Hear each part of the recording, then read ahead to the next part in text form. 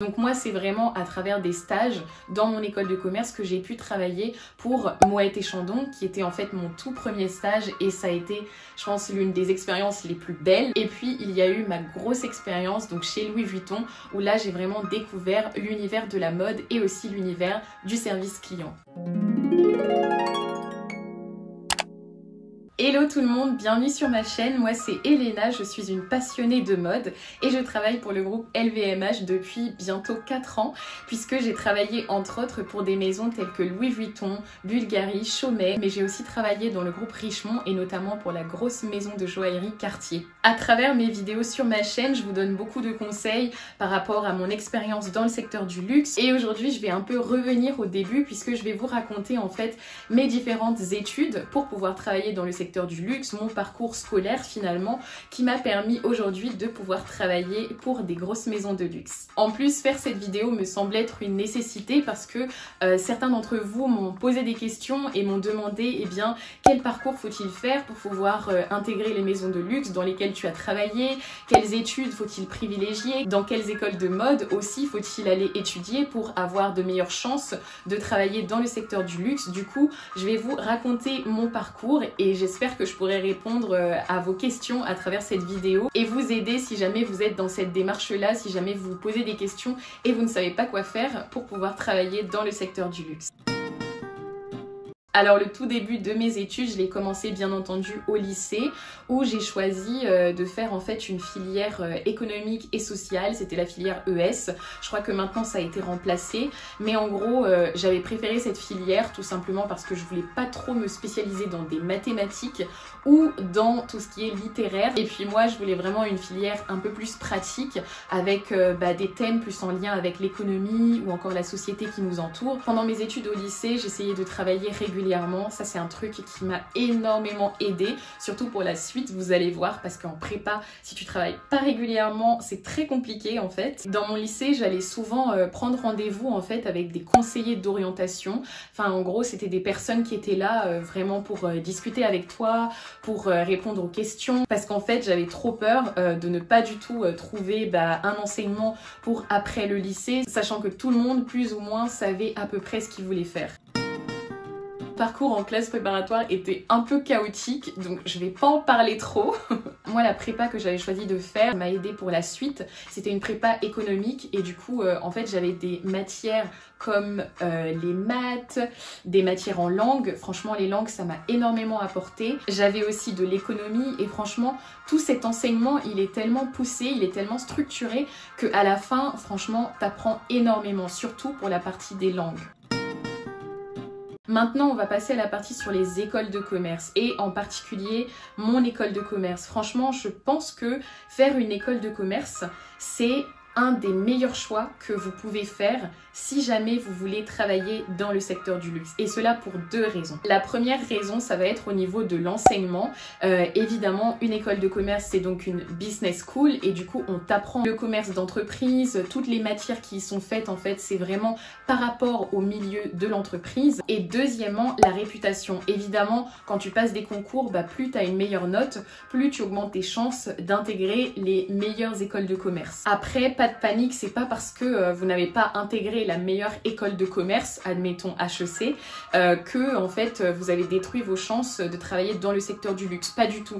Mais là je parle vraiment du système école de commerce, c'est vraiment un énorme atout si jamais vous voulez travailler dans le secteur du luxe. Donc une fois en école de commerce, il y a un parcours sur 3 ans en général qui est vraiment, on va dire, structuré. En première année, on voit vraiment des fondamentaux, par exemple du marketing, de la comptabilité. Ensuite, en deuxième année, en fait, on approfondit vraiment les fondamentaux qu'on a vus en première année. Et puis enfin, en troisième année, qui était pour moi la meilleure année de tout mon parcours en école de commerce, c'est l'année en fait de la spécialisation, où là, du coup, vous allez pouvoir choisir la spécialité qui vous intéresse, notamment dans le luxe ou encore dans la mode. Donc moi, c'est vraiment à travers des stages dans mon école de commerce que j'ai pu travailler pour Moët & Chandon, qui était en fait mon tout premier stage et ça a été je pense, l'une des expériences les plus belles d'un point de vue professionnel. Il y a eu aussi en fait un stage que j'ai fait chez Chaumet. En fait, c'est une maison de joaillerie du groupe LVMH encore une fois. Si jamais vous êtes intéressé, je pourrais faire une vidéo et vous raconter un peu mes expériences en stage. Et puis, il y a eu ma grosse expérience donc chez Louis Vuitton où là, j'ai vraiment découvert l'univers de la mode et aussi l'univers du service client. Votre année en école de commerce vous permet à chaque fois de faire au moins 6 mois de stage et de découvrir une entreprise dans le secteur qui vous plaît. Et grâce à ces stages que vous allez accumuler ou encore à ces alternances dans le secteur du luxe, qui était mon cas, ça permet vraiment d'avoir une très bonne connaissance du secteur du luxe parce que pendant vos études, vous avez vraiment été formé, vous avez vraiment été suivi et on vous a vraiment tout présenté des entreprises pour lesquelles vous avez travaillé. Donc maintenant, on va se concentrer sur ma spécialisation en école de commerce. Mes cours, mes matières étaient vraiment en lien avec l'univers du luxe et l'univers des vins et spiritueux. Ça veut dire que j'avais par exemple des cours en management ou encore des cours en marketing ou en droit, mais qui étaient vraiment propres à l'univers des vins et spiritueux. Pendant cette année-là, on avait une superbe professeure vraiment incroyable et en fait, il y avait différents intervenants qui venaient. Donc parfois, c'était des professionnels du secteur des vins et spiritueux. Parfois, on avait même des visites dans des maisons de champagne. Et franchement, ça a été une année mais extraordinaire. Je suis tellement dégoûtée parce que j'aurais pu commencer en fait à vous faire des vlogs et des vidéos déjà à ce moment-là parce qu'on a dégusté des vins incroyables. On a par exemple fait une visite au sein de la maison Ruinart qui est aussi une maison qui fait partie du groupe LVMH et on a pu faire des dégustations. Franchement, parfois c'était des vins assez précieux. Donc je suis vraiment contente en fait d'avoir fait cette spécialisation-là qui a créé finalement mon engouement pour l'univers du luxe et très important, c'est ce qui m'a permis de rentrer dans le groupe LVMH. Je dois aussi vous préciser que mon école de commerce était en quelque sorte amie avec le groupe LVMH. Disons que dans le secteur du luxe, il y a énormément d'anciens élèves ou alumni qui travaillent maintenant pour des grosses maisons de luxe et qui avaient étudié en fait dans l'école de commerce dans laquelle j'ai étudié. Donc ça, c'était un aspect que j'avais énormément aimé en fait avec le fait de faire une école de commerce, c'est qu'il y a finalement un réseau, il y a vraiment des anciens élèves qui travaillent déjà dans le secteur du luxe et avec qui vous pouvez rentrer en contact parce que vous êtes par exemple à la recherche d'un stage dans le secteur du luxe. J'ai pu aussi participer à des forums qui étaient organisés par mon école de commerce. Enfin, en général, c'était dans l'école de commerce. Vous savez, il y a parfois des journées portes ouvertes ou encore des salons pour trouver par exemple un stage et rencontrer les recruteurs directement. Et ça, franchement, c'était un énorme atout parce que j'ai pu rencontrer à l'occasion de ces forums des personnes de chez Chanel, des RH de chez Moët & Chandon ou encore d'autres maisons de luxe. Et franchement, c'est tellement différent que juste postuler en ligne parce que là, tu as vraiment des représentants, enfin des employés qui sont là et à qui tu peux directement donner ton CV, mais aussi parler de tes motivations. Et du coup, ça, c'était un énorme avantage en fait en étant en école de commerce. Je pense que ce qui compte surtout derrière tout ça, c'est vraiment les spécialisations que vous allez choisir. Et moi, franchement, en ayant envie de travailler pour le secteur du luxe, j'avais déjà en fait l'intention de travailler pour le groupe LVMH, et bien j'avais choisi une formation qui me permettrait exactement de rentrer dans le groupe LVMH.